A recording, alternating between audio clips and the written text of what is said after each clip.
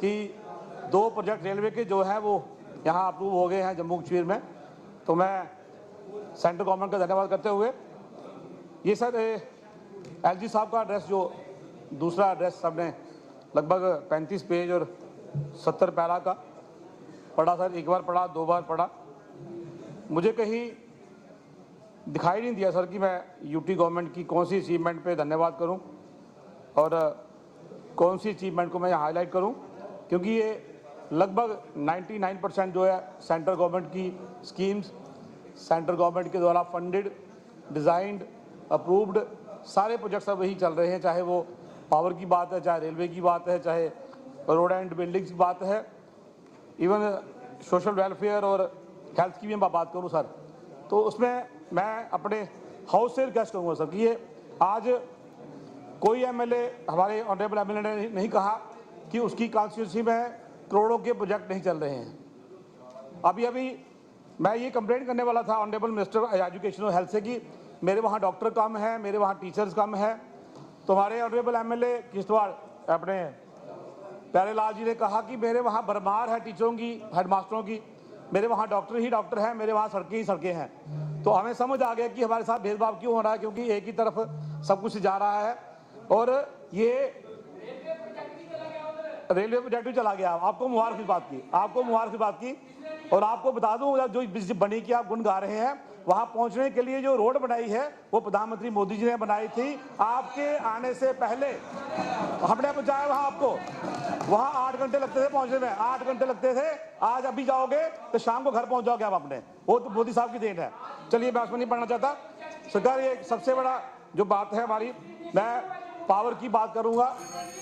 Power में बैठ जाओ मुझे पता थोड़ी बैठिए, आपकी बात हो गई ना, बैठिए आप। बिल्कुल राहुल जी ने दिया आपको हमारा, उनकी वजह से हम जीते हुए हैं, ठीक है। ये पावर की सर बात करूं मैं, अपने सीएम साहब का मैं धन्यवाद भी करूंगा सर, बहुत जरूरी है, क्योंकि चाहे बोर्ड मीटिंग में रिव्यू हुआ, चाहे उसके बाद प्री बजट कंसल्टेशन हुई, we are thankful to him. Samba भी वो आए और जम्मू में उन्होंने हमसे प्री बजट कंसल्टेशन की, ऐसा बड़ा काम हमने देखा सुना है, उसके लिए मैं धन्यवाद भी कहूँगा। उसमें काफ़ी सारी बातें जो है वो ऑनरेबल सीएम साहब के और ऑनरेबल मिनिस्टर्स के ध्यान में आ गई थी हमारी कॉन्स्टिट्यूंसी को लेके, इसलिए मैं ज़्यादा उसमें नहीं जाऊँगा। मैं पावर की बात करूँगा सर। मैंने आपसे पहले भी रिक्वेस्ट की थी ऑनरेबल सीएम साहब से, मेरे वहाँ सर आपने कहा था मीटरिंग करनी है 100%, 26-27 तक मीटरिंग हो गई है सर, मीटर लग गए हैं सभी, और आपने 16% का बता दिया कि उसमें वृद्धि हुई है हमारे रेवेन्यू की। अब सर मेरी रिक्वेस्ट है बिजली दे दीजिए प्लीज़। मेरे वहाँ बॉर्डर पे बिजली नहीं है सर, रात को वहाँ मूवमेंट होती है, आप इस बात को मानेंगे, चाहे ड्रग्स की बात है, चाहे मोबाइल स्मगलिंग की बात है, चाहे बॉर्डर पार इन्फिल्ट्रेशन की बात है। गांव के लोग सर बिना बंदूक, बिना वर्दी, बिना सैलरी के वो पहरा देते हैं गांव में, वो हमारे सिपाही हैं, लेकिन अगर रात को आप बिजली नहीं देंगे तो बहुत दिक्कत होगी सर। बॉर्डर को हमेशा हमारे ऑनरेबल पीएम साहब ने, ऑनरेबल होम मिनिस्टर ने पूरा उसको भी प्रेफरेंस दी है, प्रायोरिटी भी कहा है, लेकिन आप ऑनरेबल चेयरमैन साहब जानते हैं, आपकी कॉन्स्टिट्यूंसी रही है वो, बॉर्डर पे बिना बिजली के सर काम नहीं चलता, चाहे एग्रीकल्चर की बात है, चाहे सिक्योरिटी की बात है। तो मेरा निवेदन है कि हम और सीएम साहब से हमें बिजली मिले। दूसरी बात में सर मैं करना चाहता हूँ आपसे टूरिज्म की बात। मैंने शायद कमेटी मीटिंग में, अपने बोर्ड रिव्यू मीटिंग में कहा था, आपसे रिक्वेस्ट की थी, जब आप टूरिज्म की बात करते हैं सर, तो जम्मू कश्मीर के अंदर उत्तरवाणी प्रमंडल सुनीसर मानसर का नाम नहीं आता, ना बोलने में ना लिखने में। मेरे वहाँ पे सिद्धगुरिया स्वांखा है, जहाँ पे लगभग गवर्नमेंट का रिप्लाई है कि एक साल में वहाँ 23 से 25 लाख लोग वहाँ आते हैं, वहाँ विजिट करते हैं, लोगों की आस्था जुड़ी है।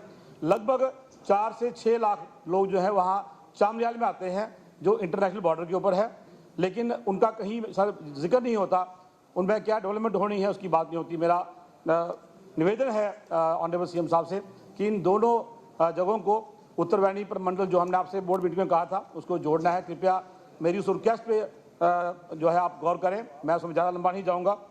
उसके बाद सर एग्रीकल्चर की बात आई, तो एग्रीकल्चर में मेरी खासकर मेरी कॉन्स्टिट्यूंसी में बात करूँ, काफ़ी वहाँ पे जो है एग्रीकल्चर के काम हुए हैं, गवर्नमेंट की स्कीम है ये। मैं एक जनरल बात करूँगा सर। एग्रीकल्चर में ऑनरेबल पीएम साहब का एक विजन था कि हम किसान को इतना मजबूत कर देंगे कि उसकी आमदन जो है 5 साल में डबल हो जाए, लेकिन मुझे बड़े अफसोस से कहना पड़ता है सर इतना पैसा आने के बावजूद भी, मैं सिर्फ सांबा की जम्मू की बात नहीं करूँगा, ओवरऑल मैं बात करूँगा सर, आज भी किसान जो है वो जैसा था वैसा ही है, क्योंकि उसमें जो पैसा आ रहा है सर, मुझे मेरी रिक्वेस्ट है ऑनरेबल मिनिस्टर साहब से, ऑनरेबल सीएम साहब से, एक विजन के साथ हम काम करें सर, क्योंकि मेरा किसान आज भी गेहूं और चावल उगा रहा है सर। अल्टरनेटिव जो फसल है उसमें मात्र 8 से 10% लोग आ रहे हैं सर। इतना पैसा आने के बावजूद ही आपकी सरकार 1 साल 1.25 साल पहले आई, उससे पहले भी पैसा आया, लेकिन सरकारें कंटिन्यूटी में होती हैं। मेरा निवेदन है सर कि इस साल को आप ये मान के चलें कि हम एग्रीकल्चर में अपने खासकर युवा को उस तरफ लेके आएँ, वो चाहे स्ट्रॉबेरी उगाएँ, चाहे वो एवोकाडो उगाएँ। आपने हमें सजेस्ट किया था कि आप एवोकाडो लगाओ, मेरे वहाँ भी होता है, यहाँ आर पूरा छत्तीसगढ़ में होता है सर, कृपया ये पूरा स्टेट में लागू है सर। कश्मीर में सर एप्पल है, वहाँ ड्राई फ्रूट्स है, सब कुछ है, हमारे पास सर या अल्टरनेटिव फसल के नाम पे कुछ नहीं है। जो कंडी का किसान है, चेयरमैन साहब अभी जानते हैं, वो वैसे मरा हुआ है, ना तो उसके वहाँ गेहूँ होता है, ना चावल होता है, और ना उसके वहाँ फसल लगती है, क्योंकि वहाँ मंकी मेंढक इतना ज़्यादा है, बंदर है, नील गाय है, वो वहाँ फसल होने नहीं देते। तो मेरा निवेदन है ऑनरेबल सीएम साहब से कि एग्रीकल्चर को हम थोड़ा एक मिशन मोड पे लेके चलें, जो ऑनरेबल पीएम साहब का सपना है कि हम अपने किसान की फसल जो है उसको डबल करें, और इस पर अगर फोकस रखेंगे तो हमारा नौजवान जो है वो एग्रीकल्चर में आए। सरकार किसी की भी हो सर, 100% नौकरी हम युवा को नहीं दे सकते। एग्रीकल्चर एक ऐसा फील्ड है जहाँ पढ़ा लिखा नौजवान जो है वो BSc एग्रीकल्चर करने के बाद भी आ सकता है और अपने वहाँ पे खेती बाड़ी कर सकता है। मेरा निवेदन है कि इसको हम बढ़ाएं सर। इसके साथ साथ मैं एजुकेशन में बात करूँगा। मैडम स्कीना जी यहाँ बैठी हैं, मैंने मीटिंग में भी कहा था सर, एजुकेशन का सर बुरा हाल है। I am very sorry to say, मैं बाकी कॉन्स्टिट्यूंसी का मुझे पता नहीं सर, प्यारे साहब तो बहुत खुश हैं, MLA साहब इस बार बहुत कुछ है, लेकिन हमारे वहाँ सर बहुत ज़्यादा एनरोलमेंट बहुत कम हो गई है। स्कूलों को क्लब किया गया है, ज़मीनें खाली पड़ी हैं, स्कूलों की बिल्डिंगें खाली पड़ी हैं, जर्जर हो रही हैं सर। मेरा एक निवेदन है, जो आपने पेशेंट किया प्रेजेंट किया पेपर, उसमें भी बात हुई है, और जो सेंट्रल गवर्नमेंट ने जो सर एजुकेशन का बजट दिया है, पैसा बहुत है सर।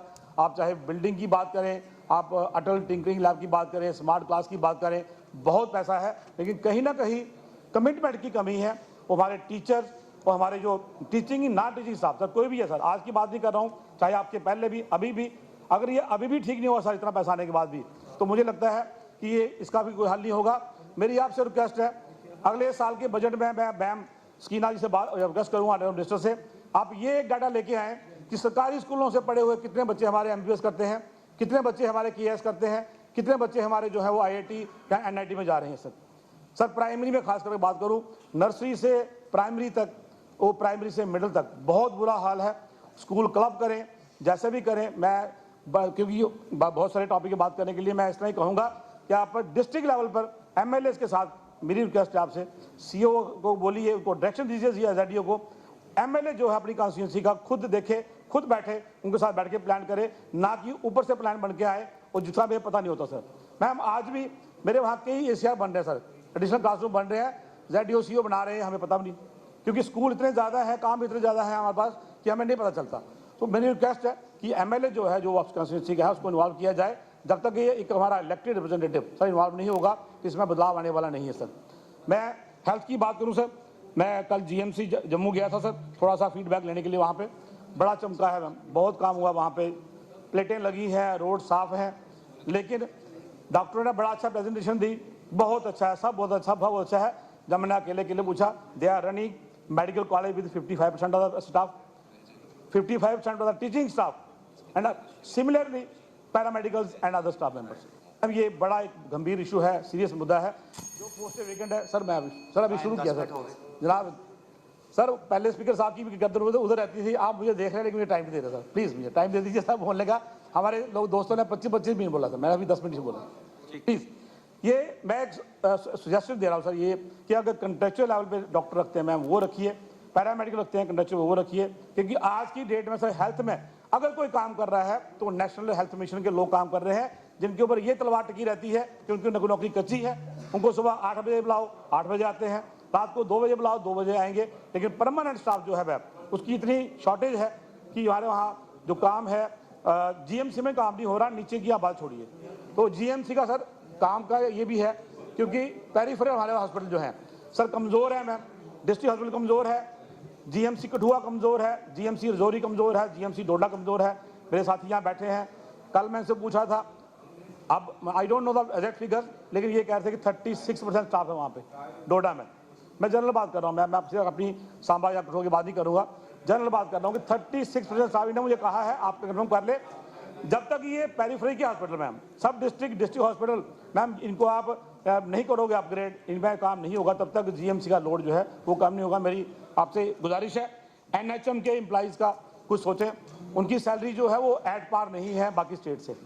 मैं आपको एक उसका जो बाकी स्टेट का है मैं आपके ऑफिस तक पहुँचा दूंगा, एटलीस्ट उनको एट पार पहुँचा दीजिए, बाकी स्टेट से एट पार कर दीजिए। हाँ, हम अपने से कुछ नहीं देते उनको, सब सेंट्रल गवर्नमेंट ने देना है, वो एट पार उनका हो जाए, मेरी आपसे ये रिक्वेस्ट है। एक हमारे ऑनरेबल मिनिस्टर साहब यहाँ चले गए, फॉरेस्ट सर, ट्राइब्स की मैं बात करूँ, बड़ा अच्छा लगा मुझे पढ़ के, यहाँ पे ट्राइब्स को आपने अच्छा एक पैकेज दिया है, हॉस्टल्स हैं, क्लब हॉस्टल्स है, स्कॉलरशिप है, रेजिडेंशियल स्कूल है, फॉरेस्ट राइट्स है। मुझे ऑनरेबल सीएम साहब से इतना ही मुझे आपसे गिला है सर, पिछले बजट में, पिछले एलजी एड्रेस में हमारे यहाँ चलन रहा है कि एससी और एससी एसटी का नाम इकट्ठे आता था सर, SC/ST, लेकिन पिछले 2 उसमें ना बजट में और ना ही एलजी एड्रेस में सर एससी का जिक्र कहीं नहीं आया सर। यहाँ आप एसटी को दीजिए, हमें कोई इससे वो दिए हैं, हमारे भाई हैं, लें वो, इससे डबल लें, हमें कोई इतराज नहीं है। लेकिन मैं अभी रिक्वेस्ट करूँगा सीएम साहब से, एटलीस्ट बजट में आपका इस कम्युनिटी के लिए कुछ ना कुछ आप रखें, ताकि हमें इस कम्युनिटी को, जो यहाँ 7 MLA रिप्रेजेंट करते हैं 7 कॉन्स्टिट्यूंसी को, लेकिन ऑलमोस्ट सभी हमारे MLA जो है उनकी हर कॉन्स्टिट्यूंसी में SC/ST वोट है। तो ये मेरा निवेदन है आपसे कि सर ये SCs का वेलफेयर मेजर जो है उस पर ध्यान दिया जाए सर।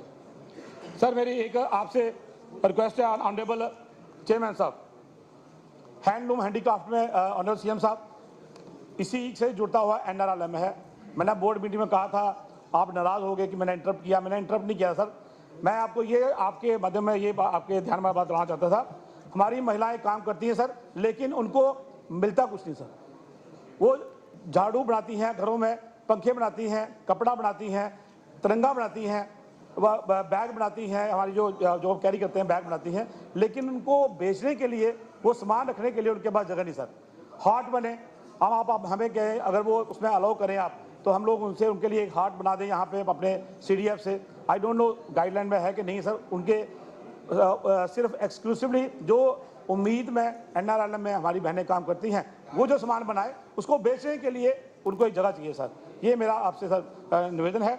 मैं ऑनरेबल हमारे मिनिस्टर साहब यहाँ बैठे हैं, रोड्स एंड बिल्डिंग्स, सर इस साल बहुत कंजूसी किया आपने। मैं कॉन्स्टिट्यूंसी की बात करूँगा सर, कुछ नहीं मिला सर। मैं सांबा MLA रहा हूँ, जितना पैसा आपने मुझे दिया सर इस बार, इतना मैं जब सांबा MLA था, मैं पॉट्स एंड होल्स सर, इतना पैसा मैं उसमें लगा लेता था, जो आपने मुझे पूरी कॉन्स्टिट्यूंसी के लिए दिया है सर। कोई कुछ नहीं मिला, जो मिला अब वो भी अभी तक लगा नहीं, लग जाएगा खैर। लेकिन मेरी विनती है सर, मेरा निवेदन है सर, मेरी बॉर्डर कॉन्स्टिट्यूंसी है सर, बॉर्डर की रोड कनेक्टिविटी मोदी साहब के टाइम में 2015 के बाद 18 तक हमने अच्छी कनेक्टिविटी की है। आदरणीय साथी साहब MLA रहे, हमारे गंगा जी MLA रहे, काम हुआ वहाँ पे। आज उन रोड्स की हालत सर खराब है थोड़ी सी। मेरी रिक्वेस्ट है, ये फंड्स बड़े आप उसी करते हैं सर, आप हमारे बड़े डिप्टी CM है सर, कृपया करके मेरे मेहरबानी कीजिए। आपके लिए सर मैं छोटा था, क्योंकि मेरे फंड्स इतने कम थे, तो आपके लिए मैं शेयर लेके आया एक, कि आज तो उतनी भी मैसर नहीं है मैं खाने में जितनी कभी हम छोड़ दिया करते थे पैमाने में। सर फंडिंग की कमी मत करो सर, पैसा दो सर। ये जब तक आप पैसा नहीं दोगे मेरा काम नहीं होगा सर। ये सब बातें सर आपके ध्यान में लाना चाहता था। एक लास्टली सर मेरी ये है, ट्रांसपोर्ट हमारे मिनिस्टर साहब बैठे हैं, आपने गाड़ी के लिए कहा था ई-बस देने के लिए, कृपया बढ़ा दीजिए, मुझे कम से कम 4 बसें चाहिए सर, जो हमारे नहीं सर रिलीजियस प्लेस है सर, रूट लंबा है, 4 जगह सर हमारी 4 गाड़ी चाहिए मुझे। मेरी रिक्वेस्ट है, बाकी आप देख लीजिए, 8 रिकॉर्ड जाएगा सर। इतना ही कह के अपनी वाणी को जवाब दूंगा सर। बहुत बहुत धन्यवाद, थैंक यू सर।